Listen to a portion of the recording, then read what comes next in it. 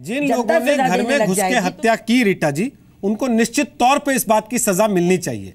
लेकिन क्या जो बात आप आज कह रही हैं कि सच सामने आ जाए उसके बाद इस पर कोई टीका टिप्पणी होनी चाहिए, उस वक्त जो लोग लाइन लगा रहे थे वहां फोटो खिंचाने के लिए, वो उस वक्त सच सामने आने का इंतजार नहीं कर सकते थे?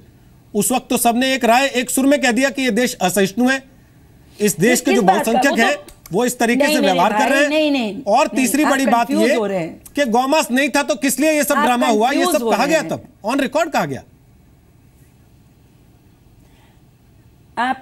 आप कंफ्यूज हो रहे हैं। जो लोग वहां लाइन जा रहे थे, जिस विधि से उनको सजा खुद भीड़ ने दे दी, हत्या कर दी। आज आप टीवी पे दिखाते हैं किसी भी चोर को लोग पकड़कर जब पेड़ से बांध के मारते हैं तो आप दिखाते हैं कि देखो कानून अपने हाथ में जनता ले रही, इसके साथ अन्याय हो रहा है। कानून, अगर हम एक लोकतंत्र में मैडम कंफ्यूज आप हो रही हैं, उल्लंघन करने वालों, उन लाइन लगाने वालों की बात कर रहा हूं जो अखलाक की मौत के बाद फोटो खिंचाने गए थे, कानून क्या पार्टियों के नेता।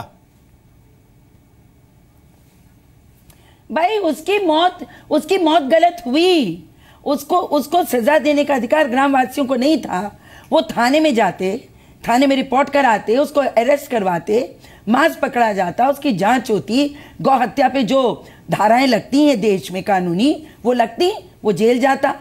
सवाल ये है कि आप कैसे कह सकते हैं, वो उस हत्या का विरोध हो रहा था कि चढ़कर और एक समुदाय ने दूसरे समुदाय के एक व्यक्ति को जान से मार दिया।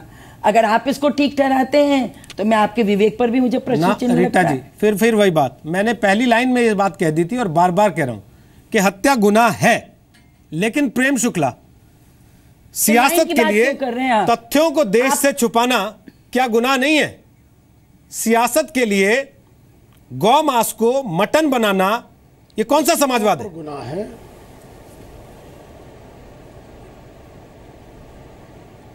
निश्चित तौर पर गुनाह है। और आज भी जैसा आपने अभी अपना जो आपने वक्तव्य दिया उसमें बताया कि किस तरह से राजेंद्र चौधरी जी को आप लगातार फॉलो कर रहे हैं, लेकिन राज्य सरकार की तरफ से कोई भी स्टैंड नहीं है। इसका मतलब है कि राज्य सरकार स्वयं पक्षपात पर आमादा है।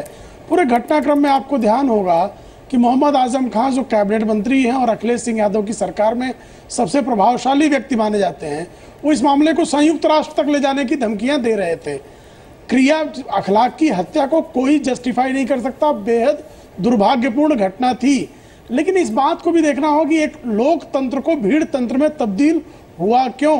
भीड़ जो है, जब आज जो है इतने घटनाक्रम के बावजूद जो है, जब समाजवादी पार्टी की सरकार सत्य को स्वीकारने के लिए तैयार नहीं है, तो क्या ये बात नहीं होगी कि उस समय जो है जब गौमांस को, गौ तस्करी को, गौ हत्या को बारंबार शिकायत की गई होगी और उसको जब सुना नहीं गया होगा तो संभवतः भीड़ का अपना पारा खोई होगी।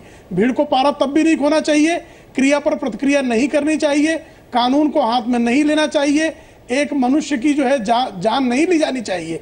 लेकिन आप इस स्तर तक किसी भीड़ की मानसिकता को, आक्रोश को बढ़ाने में जो राज्य की भूमिका है वो भी अत्यंत निंदनीय है।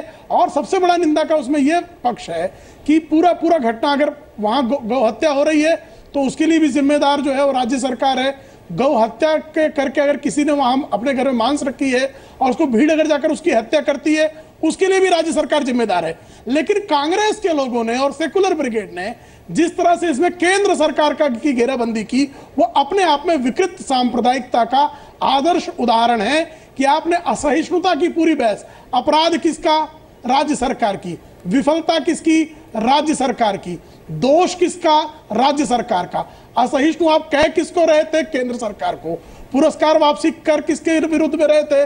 केंद्र सरकार के। तो ये जो षड्यंत्र है कि आप सिर्फ जो है वोट पाने के लिए पूरे देश में सांप्रदायिक विद्वेष फैलाते हैं और अंतरराष्ट्रीय स्तर पर भारत की प्रतिमा को मलिन करने का षड्यंत्र करते हैं कि यहाँ अखलाक के नाते कोई मुसलमान सुरक्षित नहीं है, इस तरह का जब संदेश देते हैं। और कैबिनेट में बैठा एक मंत्री यहां तक कहता है कि हम मामले को संयुक्त राष्ट्र में ले जाएंगे, और उसमें रीता बहुगुणा जोशी जी मौन साध लेती हैं कि कहीं अल्पसंख्यक तुष्टीकरण का इनका जो विचार है, इनका जो इरादा है, इनको जो लाभ लेने की स्थिति है, उस पर मौन साध जाओ और सारा का सारा दोष जो है वो केंद्र सरकार के सिर पे लाद दो। ये विकृत राजनीति से मुक्त होने की आवश्यकता है। ठीक, रीटा जी बोलिए।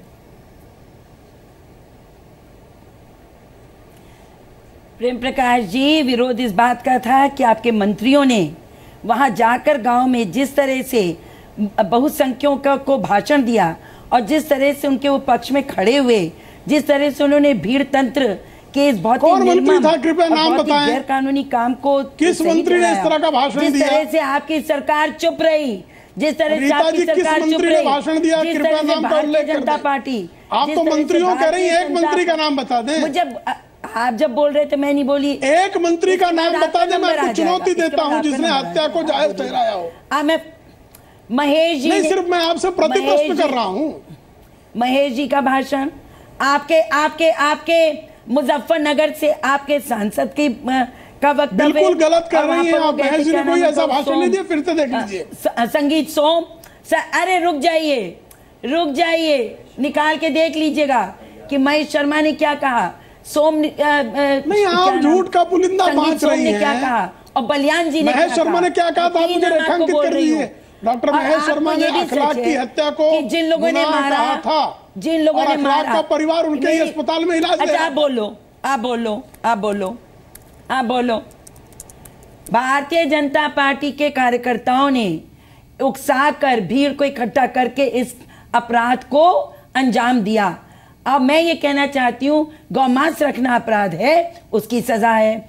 और अगर भीड़ ने चढ़कर मारा है किसी को, जान लिया, कानून अपने हाथ में लिया, उसकी भी सजा है। अगर ऐसा है, सब पे मुकदमा होना चाहिए। लेकिन राज्य सरकार को पहले बताना पड़ेगा, उसको बोलना पड़ेगा कि पहले उसने एक बयान दिया, अब आप कह रहे हैं दूसरा तथ्य समझ आ रहा है। तो देश का कानून सबके लिए बराबर है, किसी समुदाय के लिए नहीं है, किसी दल के लिए नहीं है, किसी लिंग के लिए अलग नहीं होगा।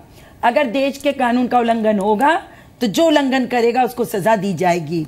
पर अगर आप ये कहें भीड़ तंत्र, what do you mean by भीड़ को कैसे आप जस्टिफाई कर दोगे? मारेगा रीटा जी, आपके कार्डन ने मारा, रीटा जी, आपने किसी के खिलाफ कार्रवाई नहीं की। रीटा जी, दिक्कत यही है ना, ऐसे मत बोलिए। जस्टिफाई नहीं कर रहा है। समाजवादी और भारतीय जनता पार्टी ये दोनों तो चाहते ही हैं। मैं एक सवाल पूछना चाहता हूं। रीटा जी, मैं एक सवाल पूछना चाहता हूं। भारतीय जनता पार्टी और समाज में ये कांग्रेस से कुकर्म है, भारतीय जनता दिखाई दे रही है भारत में। और समाजवादी पार्टी हमेशा समुदायों को एक दूसरे के सामने खड़ा करती है। मैडम सुनिए ना, मुजफ्फरनगर किया और अब फिर से चुनाव नहीं, रीटा जी, मैं एक सवाल पूछना चाहता हूँ। आपने सुनेंगी थोड़ा, ये प्लीज, पुरानी सफाई है ना। प्रेम जी, प्लीज।